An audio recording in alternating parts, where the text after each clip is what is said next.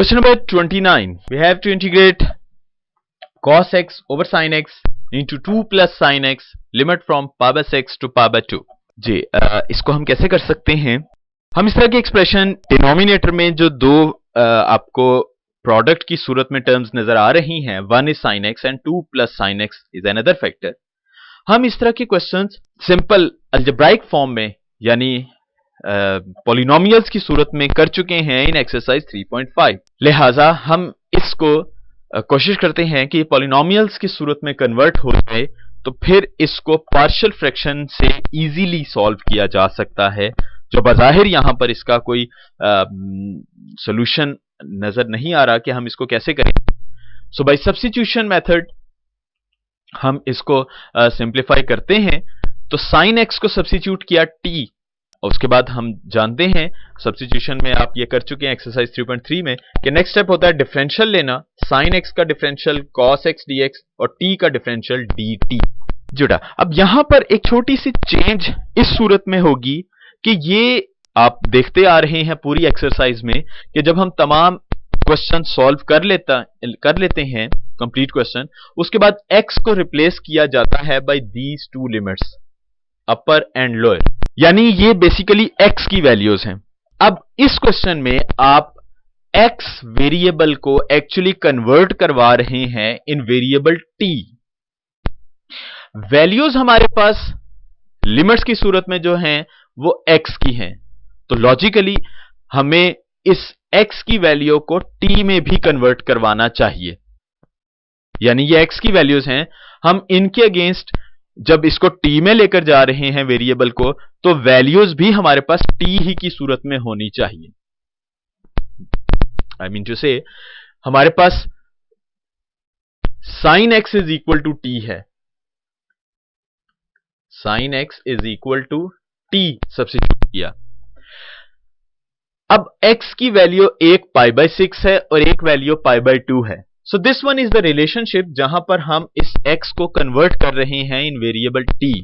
तो इसी एक्सप्रेशन में हम x की वैल्यूज पुट करेंगे और उसके अगेंस्ट t की वैल्यू मालूम करेंगे, यानी हम यहां कह सकते हैं कि when x is equal to pi by 6, तो ये एक्चुअली बन जाएगा then sin pi by 6 is equal to t, and this implies that sin pi by 6 is actually 1 by 2 is equal to t।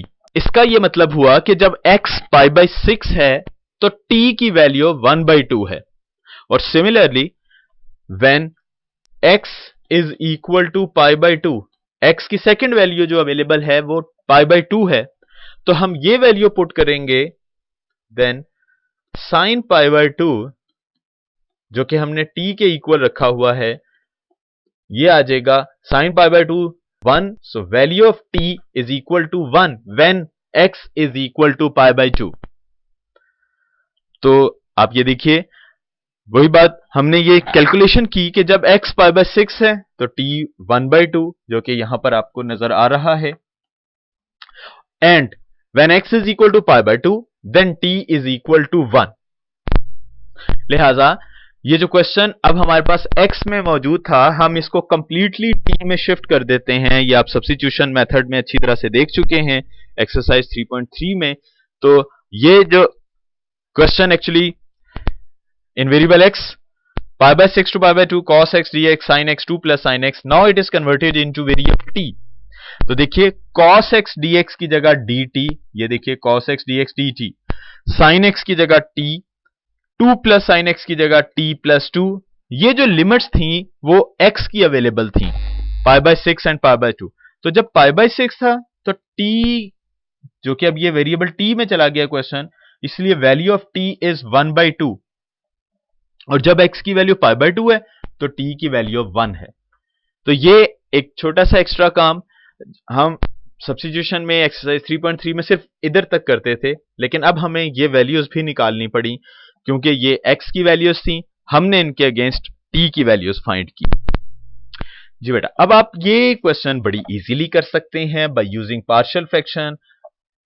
हम यहां पर 1 over t into t plus 2 को fraction partial fraction बनाते हुए a over t plus b over t plus 2, ये दो factors बना लिए, दो नॉन रिपीटेड लीनियर फैक्टर्स हैं जो हम 3.5 में डिस्कस कर चुके हैं कंप्लीटली।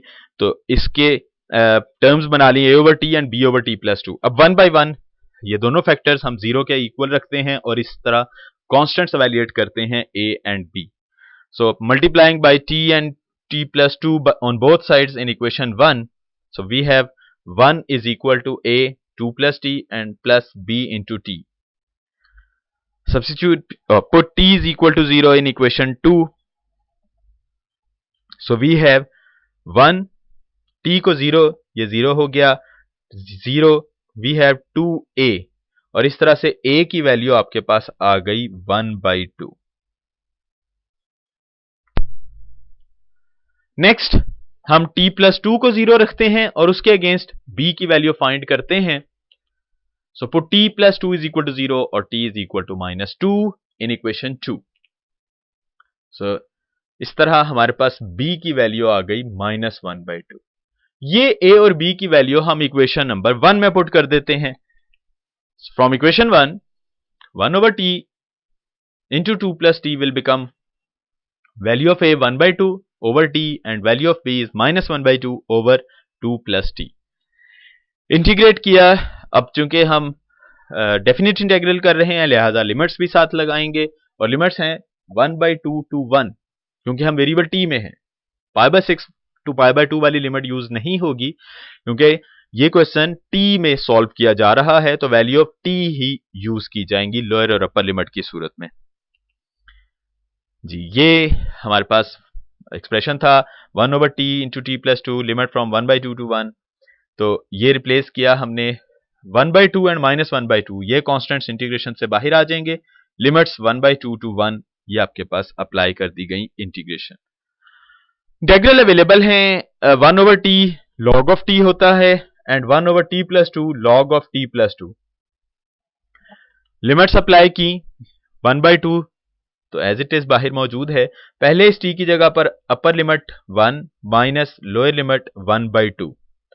सिमिलरली -1/2 लॉग, पहले यहां पर 1 अपर लिमिट तो ये बन गया 2 + 1, फिर माइनस लॉग t की जगह पर अब 1/2 तो ये बन गया log 2 + 1/2। लॉग ऑफ 1 हम जानते हैं 0, तो इस टर्म में से आपके पास सिर्फ माइनस log 1/2 बच जाएगा।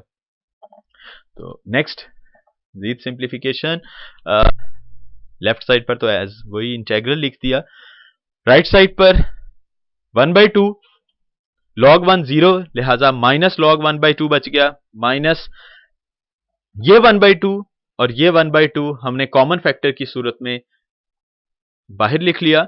बाकी आपके पास बच गया माइनस log of 3, जी ये 2 + 1 is log 3 and minus this minus and this minus will become plus log 2 + 1/2 after taking LCM will be 4 + 1 divided by 2.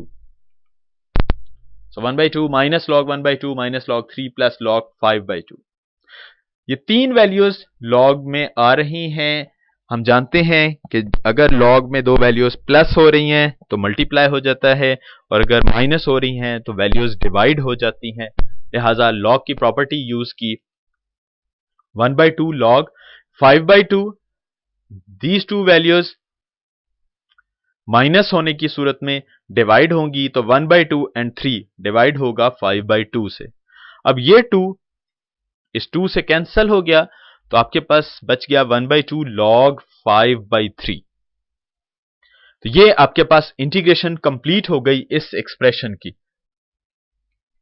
लेकिन हम जानते हैं हमारे पास क्वेश्चन था जो कि हमने इक्वेशन नंबर ए में मेंशन किया हुआ था। सो ए becomes question π/6 π/2 cos x dx sin x 2 + sin x was equal to 1/2 to 1 dt t 2 + t, जिसका आंसर आया 1/2 log 5/3। लिहाजा this one is actually integral of the given problem which was in variable x। तो ये देखिए अब हमने इस question में जो कि x में था पहले सिंपल पॉलिनोमियल्स फ्रैक्शंस में कन्वर्ट करवाया लिमिट्स चेंज करने वाला एक एक्स्ट्रा यहां पर कॉन्सेप्ट यूज हुआ। वेरिएबल x से वेरिएबल t में गए तो उसकी लिमिट्स भी उसी रिस्पेक्ट से चेंज की जाएंगी। तो उसके बाद क्वेश्चन बहुत इजीली पार्शियल फ्रैक्शन की मदद से सॉल्व किया और फाइनली हमने उसका आंसर दे दिया, जो कि वेरिएबल x ओरिजिनली क्वेश्चन था उसका। क्वेश्चन नंबर 30 जो लास्ट क्वेश्चन है वो एज एन एक्सरसाइज आप खुद कीजिएगा, बिल्कुल पार्शियल फ्रैक्शन इसी तरह से ही, वो भी ट्रिग्नोमेट्रिक फंक्शन में है, इसी तरह से ये पार्शियल फ्रैक्शन का कॉन्सेप्ट यूज करते हुए आपने उसको खुद से ट्राई करनी है सॉल्व करने की। Very easy exercise for you people, तो आप उसको इजीली कर सकते हैं। So this one is end of exercise 3.6 with concept of definite integral, area under the curve, and then some practice questions जो कि एक्सरसाइज में मौजूद थे।